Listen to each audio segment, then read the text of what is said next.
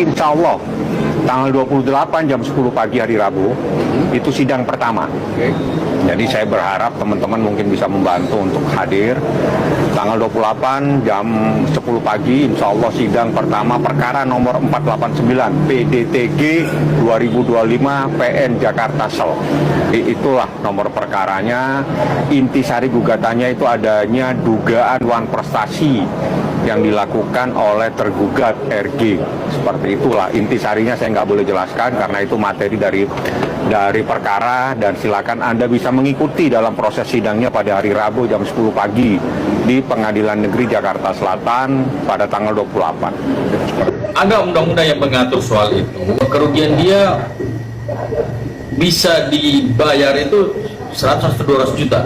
Tapi kalau digugat secara perdata dia itu bisa lebih besar, di mana dia bisa mengklaim bahwa per hari dia bisa menghasilkan uang, misalnya bisa saya dia bilang 100 juta per hari, ya kan. Dengan adanya dia di penjara, semua aktivitas terhenti, penghasilan dia juga berhenti. Nah, dia bisa buat secara perdata, bisa melebihi dari 100 juta, bisa melebihi dari 200 juta. Misalnya dia bilang per hari 100 juta, kali aja kalau 3 bulan. Bukan prestasi ini kan ingkar janji. Ingkar janji ini kita lihat lagi. Yang berjanji siapa? Dalam gugatannya buat prestasi ingkar janji dikatakan bahwa ada Reza Gladys, ada Taubah Mufid, ada Kapolri, ada Kejaksaan Agung. Pertanyaannya, apakah benar Kapolri sama Kejaksaan Agung ikut waktu membuat perjanjian? Nah, kalau nggak ikut Kapolri sama Kejaksaan Agung membuat perjanjian, kenapa dimasukkan dalam gugatan prestasi? Modusnya kelihatan. Ya, di sini jelas kelihatan modusnya. Jadi dalam hal ini kita berharap kepada pihak kepolisian supaya kasus ini jangan terganggu oleh adanya gugatan prestasi ini. Sebab prestasi yang digugat ini adalah mengenai uang 4 miliar, sementara yang dilaporkan adalah tindakan mereka memeras Dr. Reza yang terbukti dengan adanya perkataan daripada Mail bahwa dibutuhkan uang, katanya ini mulutnya kita ini harus ditutup pakai uang. Nah, jadi itu yang dipidanakan. Uang yang untuk menutup mulut ini yang dipidanakan, bukan masalah hak atas uang 4M. Jadi kita berharap supaya pihak kepolisian mengabaikan saja masalah buat prestasi ini. Tidak apa-apa, biarlah perkara pidananya tetap jalan, tapi perkara pidananya tetap dilaksanakan sebagaimana mestinya. Demikian mungkin teman saya tambahkan. Baik, saya Dok, Bu. Oke, jadi demikian yang kami sampaikan kepada media. Mungkin ada pertanyaan? Terkait uang prestasi yang 4 miliar itu kan, itu ada perjanjian kerja atau seperti apa, Pak? Dalam konteks ini, dia kan menggugat uang prestasi Reza Gladys sama Mufid kayak singkitan dulu jaksa dan Kapolri itu. Apakah ada utang piutang antara Reza Gladys dan M atau seperti apa, Pak? Oke, ini salah satu media yang menguji dan sebenarnya masalah ini bukan ada utang kita. Jadi sesuai yang dijelaskan oleh kami tadi, ini uang tutup mulut, maka ini dilaporkan pidananya. Jadi ini yang dianggap menjadi suatu perjanjian lisan, seakan-akan ada perjanjian kesepakatan. Sebenarnya kesepakatan yang halal, oke, ini kan tidak halal. Kalau ada kesepakatan halal, memang ada perjanjian utang piutang atau pinjam meminjam, itu bisa masuk gugatan uang prestasi. Ini tidak. Ya kan? Ya maksud saya kan 4 miliar itu berarti dengan kita menggugat uang prestasi berarti bahwa adanya perjanjian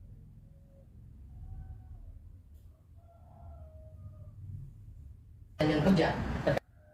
Jadi kasus yang Nikita Mirzani makin menarik ya. Tim kuasa hukum dari Reza Gladys kini meminta dilakukan gelar perkara khusus. Alasannya menurut mereka ya ada indikasi penghalangan proses penyidikan karena 2 orang saksi belum dipanggil, yaitu berinisial O dan S. Saya menduga O adalah Dr. Oki dan S adalah Doktip, belum juga dipanggil menurut mereka. Tapi mari kita kupas pernyataan mereka secara lebih mendalam dan logis. Seberapa kuatkah argumen hukum yang mereka bawa? Dugaan kami adalah adanya perbuatan ya menghalang-halangi penyidikan ya, obstruction of justice. Artinya dari awal kami sudah sampaikan bahwa inisial O dan inisial S ini harus dipanggil kembali untuk dimintai keterangan terkait ya, pengaduan klien kami. Nah, dalam sistem hukum pidana Indonesia ya, yang berwenang memutuskan siapa yang dipanggil sebagai saksi adalah penyidik, bukan pelapor ataupun pengacaranya. Hal ini ditegaskan di dalam KUHP, di mana penyidik diberi diskresi atau kewenangan absolut ya berdasarkan alat bukti dan kebutuhan pembuktian. Jadi ketika ada pernyataan harusnya saksi O dan S dipanggil, kita perlu tanya ya, harus menurut siapa? Apakah keharusan itu bersumber dari aturan hukum ataukah hanya harapan dari pihak pelapor? Kami anggap harus ada lebih dari 2 tersangka, dan sampai dengan sekarang terkait pembunuhan yang bertunjuk jaksa, kami anggap penyidik dari Dirjen Polda Metro Jaya belum memanggil saksi O dan saksi S. Nah, pernyataan bahwa harus ada lebih dari 2 tersangka ini menandakan ya sebuah pendapat atau interpretasi pribadi dari pihak pelapor dan pengacaranya. Hukum pidana tidak bekerja berdasarkan harapan ya guys, tapi berdasarkan bukti. Jadi kalau memang ada cukup bukti terhadap pihak lain ya tentu penyidik akan bertindak ya. Tapi tanpa bukti tambahan yang kuat, penyidik tidak bisa sembarangan menetapkan seseorang sebagai tersangka hanya karena diminta oleh pelapor. Pak Lihat Pasari bukan masalah lagi, tapi juga pengalaman perkara ini. Pertama, dia telah memberikan izin gambarnya terhadap handphone milik saksi O. Padahal baru 1 hari disidang.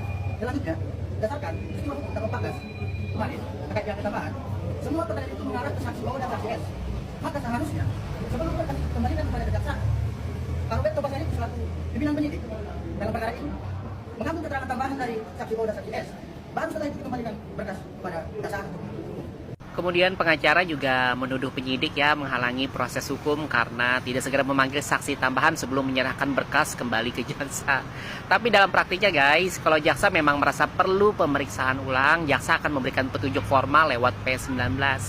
Jadi kalau tidak ada perintah eksplisit ya dari jaksa untuk memeriksa Dr. Oki dan Doktip, maka tidak ada pelanggaran prosedural ya menurut saya. Sekali lagi, penyidik bekerja berdasarkan prosedur dan bukti, bukan tekanan opini dan desakan sepihak.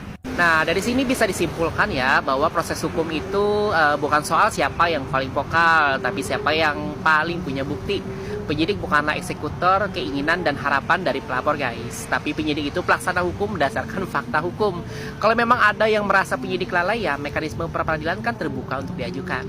Analogi sederhananya gini deh, bayangkan penyidik itu adalah seorang dokter ya, dan pelapor itu pasien. Pasien boleh menyampaikan gejala, boleh meminta obat ini dan itu, tapi keputusan tetap di tangan dokter kan yang punya ilmunya. Apakah akan ditindaklanjut operasi atau hanya sekedar rawat jalan saja. Nah, penyidik juga begitu guys, dia bukan tukang suruh, dia bekerja berdasarkan hukum, bukan pesanan. Jadi kalau kita dengar harus begini, harus begitu dari pelapor, jangan telah mentah-mentah ya. Tanyakan dulu nih, harus menurut siapa, hukumkah atau keinginan pribadi? Oke, Bang DJ, terkait kemarin adanya statement dari kejaksaan itu yang mengatakan bahwa apakah relevan pasal TPPU itu masuk ke dalam tindak pidana yang dilakukan oleh Nikita Mirzani? Oke, gini, menindaklanjuti statement Kejaksaan Tinggi Pak DKI bahwa dia juga mengatakan berkas yang diajukan oleh kepolisian itu masih tetap ditolak ya. Artinya masih P18, P19, belum P21. Artinya berkas ini masih belum layak untuk dilimpahkan atau dinaikkan pada tahap 2. Karena kalau udah tahap 2 itu kan artinya dilimpahkan ke pengadilan untuk dipersidangkan. Nah, di sini kita bisa melihat artinya pihak kejaksaan dalam konteks ini dia masih bekerja secara objektif ya. Jadi dia tidak diintervensi oleh pihak kepolisian. Buktinya apa? Buktinya berkas-berkas dari kepolisian selalu ditolak. Kalau ditolak artinya ada nota catatan ya yang harus dilengkapi oleh pihak kepolisian yang berkaitan dengan bagaimana pembuktian ya. Pembuktian terhadap perbuatan yang dilakukan oleh Nikita Mirzani. Jadi ada kemungkinan menurut saya sampai sejauh ini unsur tindak pidana pemerasan yang dilakukan oleh Nikita Mirzani itu masih juga tidak memenuhi unsurnya gitu loh. Apalagi berkaitan dengan pasal TPPU. Saya menganggap bahwa TPPU ini kan menurut saya nggak ada korelasinya dengan perbuatan yang dilakukan oleh Nikita Mirzani seperti yang dilaporkan oleh Reza Gladys gitu loh. Kalau TPPU seperti di dalam pasal 5 Undang-Undang TPPU, Undang-Undang nomor 8 tahun 2010 dikatakan bahwa yang disebut dengan tindak pidana TPPU itu adalah satu perbuatan di mana pelaku mengaburkan dalam konteks uang. Misalkan uang ini hasil kejahatan, hasil korupsi misalkan contoh. Uang ini dikaburkan seolah-olah diputerin ada bisnis, ada produk bisnisnya gitu loh. Sehingga tidak terlihat bahwa uang ini adalah uang hasil kejahatan. Jadi kalau menurut saya tidak tepat kepolisian menggunakan pasal atau penerapan pasal TPPU terhadap perbuatan yang dilakukan oleh Nikita Mirzani. Kalau hanya dugaan tindak pidana pemerasan itu sah-sah saja ya kan. Karena apa? Karena memang dia terima uang dari Reza Gladys gitu kan, dari pelapor.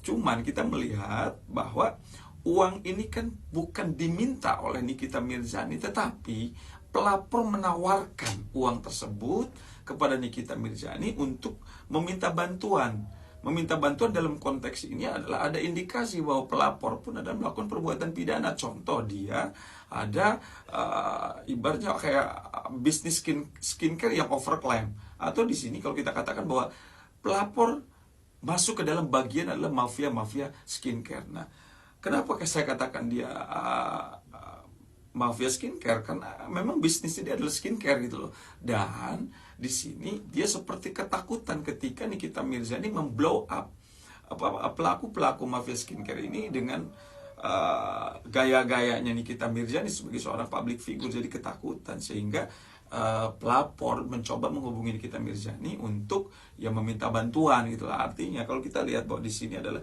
tidak ada mens rea atau niat dari Nikita Mirzani memang untuk meminta atau memeras uang seperti apa yang dijelaskan di dalam pasal 368 KUHP yang berkaitan dengan pemerasan gitu loh.